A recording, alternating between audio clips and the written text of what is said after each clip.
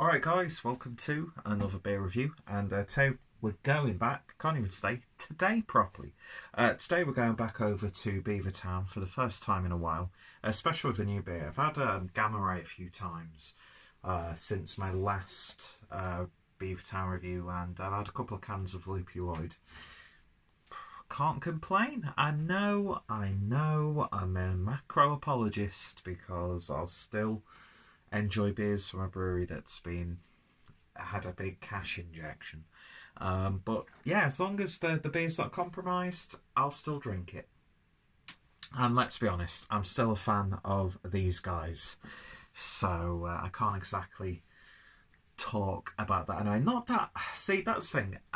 It always seems when we talk about breweries like this, it descends into this sort of like pseudo-political bullshit.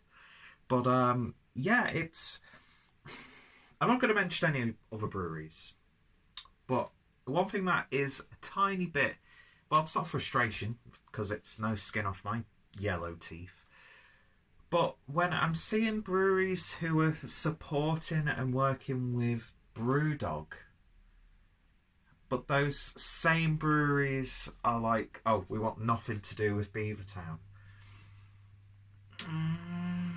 That's all I'm going to say. But I love both breweries, and in fact, tomorrow I'm going to Brewdog for a tasting experience that I got for my birthday. And yeah, I love Brewdog's merch. I still enjoy Brewdog's beers. They've produced some of my favourite Imperial Stouts that I've had recently. And the overworked stuff's really exciting. Plus, you can get some damn fucking good burgers in Brewdog. So, I don't care. I really don't care.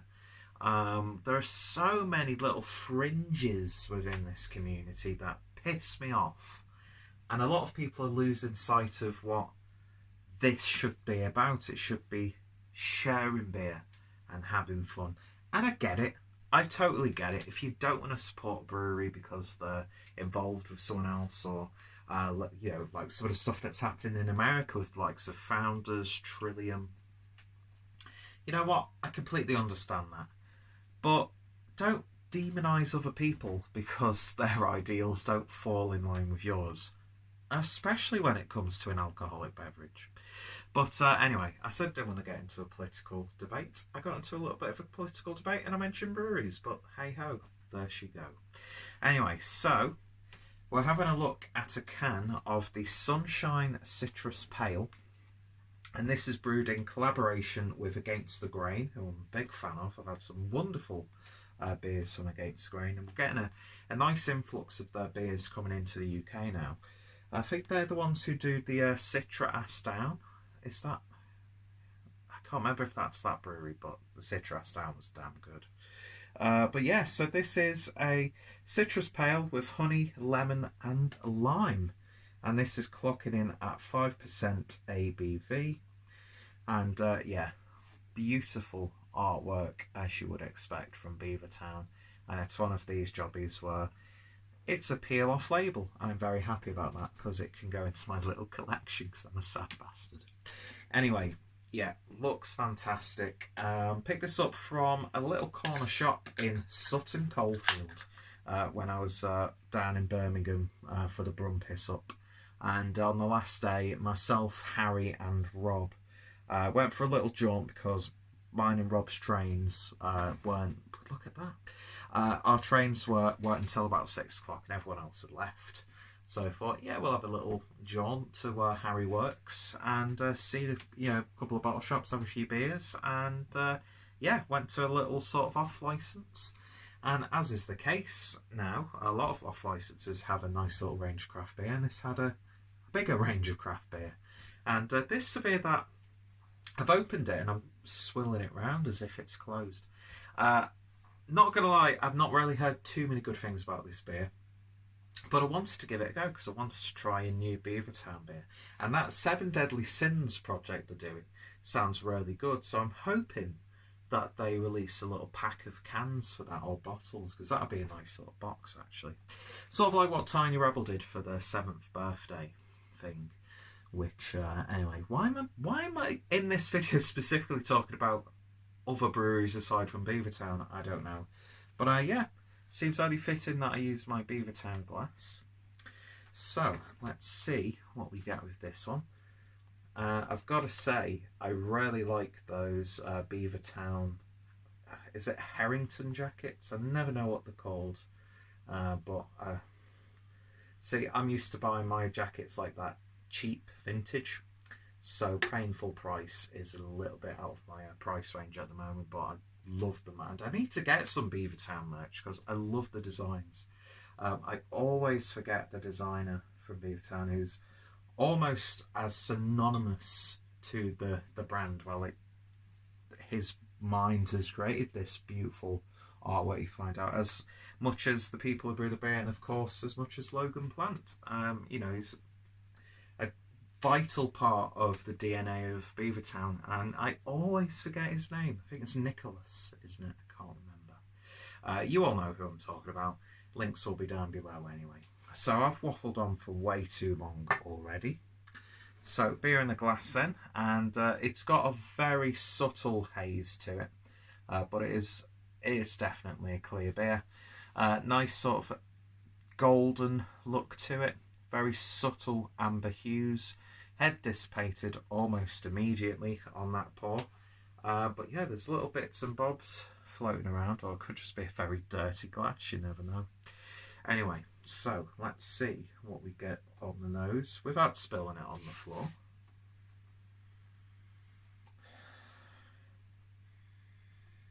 There's not much coming off of that, I'm not going to lie. Canned on the 2nd of January 2019. We're actually coming to the close of February, and I bought this, would it have been the 17th of February? Because that was the day I was coming home. So it's not that old, but I'm not really getting too much. There's like just this generic American hop profile coming through. You get a little bit more of an emphasised citrusy tone. You get that sweetness of the honey mixing with those biscuity, grainy malts quite nicely. But it is rather laid back in terms of a hoppy aroma. I mean, it's not being advertised as like a hop bomb or anything like that, but it's a little bit more restrained than I thought it would be. I mean, it's pleasant nonetheless, so we'll give it a go. I'm not exactly going to pour it away now, am I? Cheers, guys, and apologies to the folks over at Beavertown, because this has been an horrific review so far. Cheers.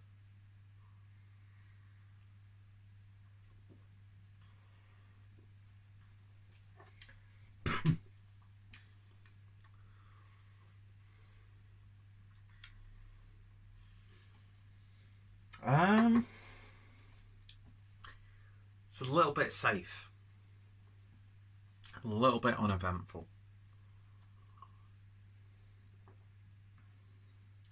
I mean, I know it's technically not the freshest of cans, but you do get this idea that it could actually be a little bit older than what the can says. Because it's tasting like this has been on like a supermarket shelf for a little bit too long. Nice bitterness on the back end. It's nice to have an IPA that actually has bitterness. But yeah, I'm not...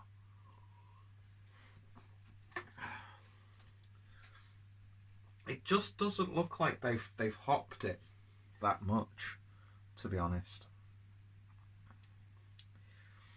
You get that subtle sweetness of the honey, and it leaves that sort of sensation honey can sometimes leave on your tongue. But I'm not really getting that lemon and lime. It's got that slight acidic sharpness that lime has. But yeah, it's not a bad beer. It's just a little bit, dare I say it, dull. And especially with the fact that against the grain we're involved in this is tasting more like what you'd expect like a core range session pale ale to taste like, as opposed to an exciting collaboration. And you know me by now, if you've been watching for a while, I love my fruited IPAs, especially the citrus IPAs and pale ales. But this is it's just lacking a little bit of zazz. Is that the right word? Now, people have been shitting on this beer. Like, really shitting on it. I don't think it warrants that. It's not a bad beer by any stretch. It's drinking much lower than a 5% ABV beer. Again, playing into that almost feeling like a session strength pale. So, in that way, it sort of works. You know, it is refreshing. You do get the slight zestiness. Body is, you know, low to medium.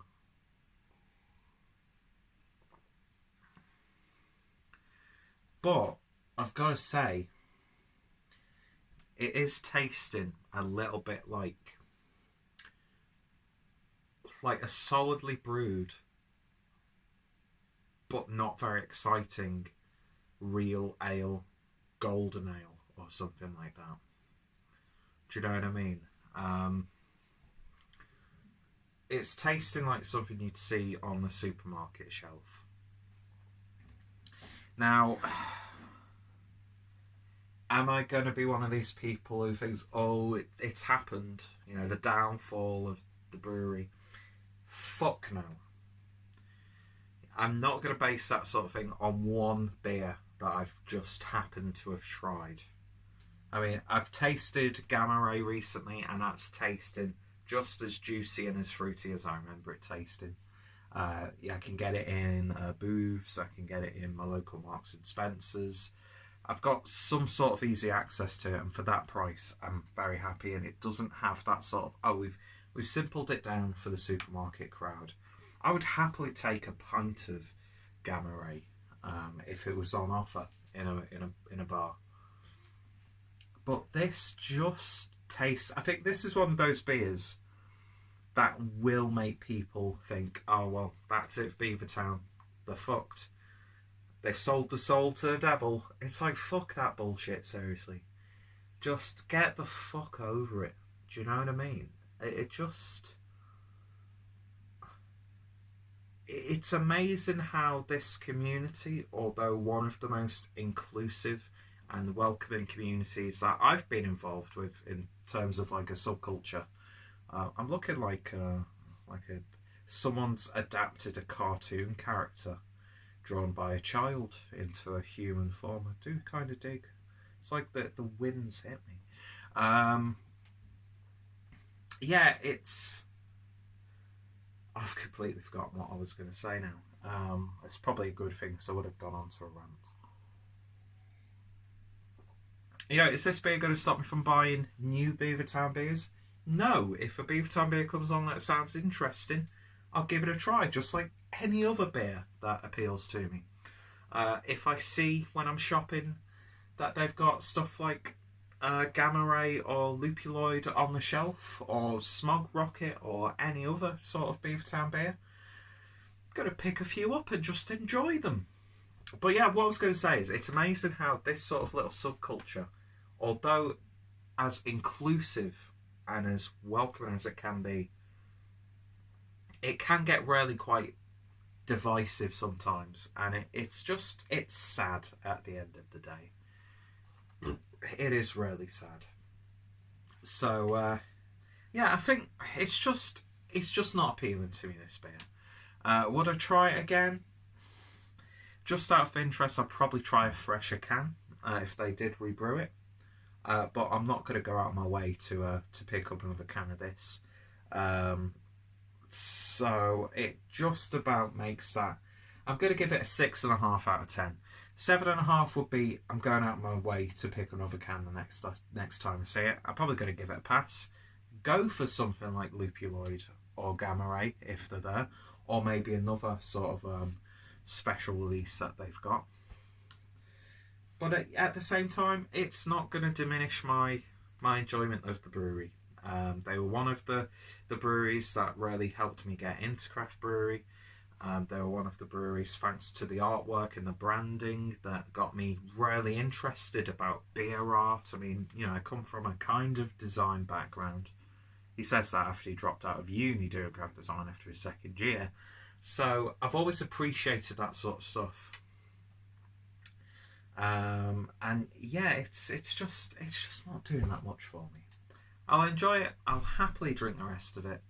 But I know for a fact that I can get much better Beavertown beers. And I'm going to leave it at that. So yeah, I'm neither a detractor nor am I a fanboy. It's just I've enjoyed Beavertown beers.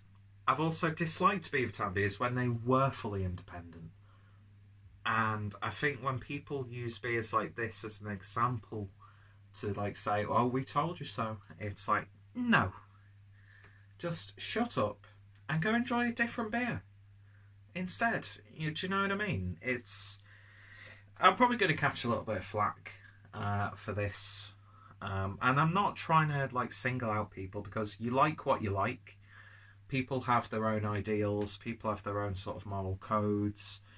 People will stand by their beliefs or companies, and because I'm like that, I've got brand loyalty as well, and I've had companies in the past where I've been completely turned off them because of business practices and things like that. But when it comes to beer, yeah, I just enjoy the beer, and I enjoy the company that comes along with beer, and I don't think us as the consumer arguing about someone else's genuine business and how they run it, I don't think that's going to add anything to the conversation, aside from create little splinter groups on Facebook full of opinionated arsewipes.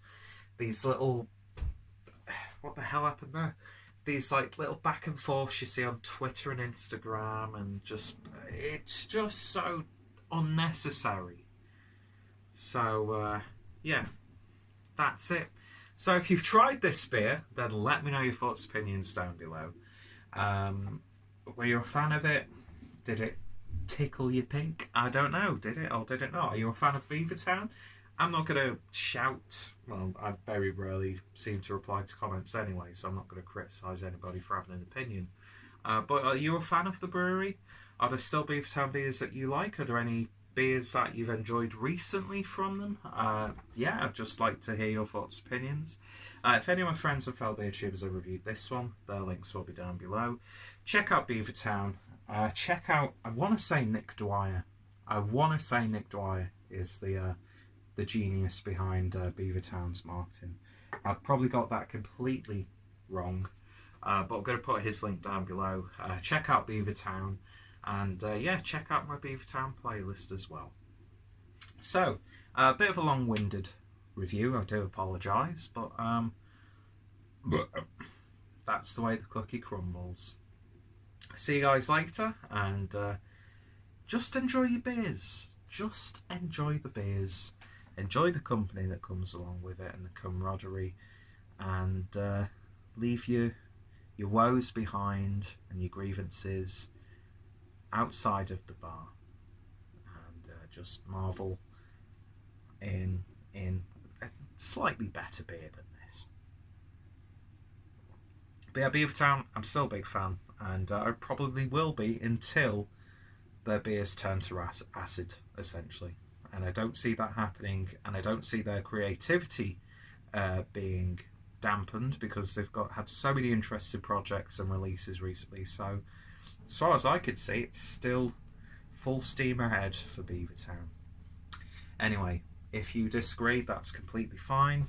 Let me know in the comments. See you guys later, and hopefully next time I won't look like I'm your dad when you found a photo of him in the 70s. See you guys later.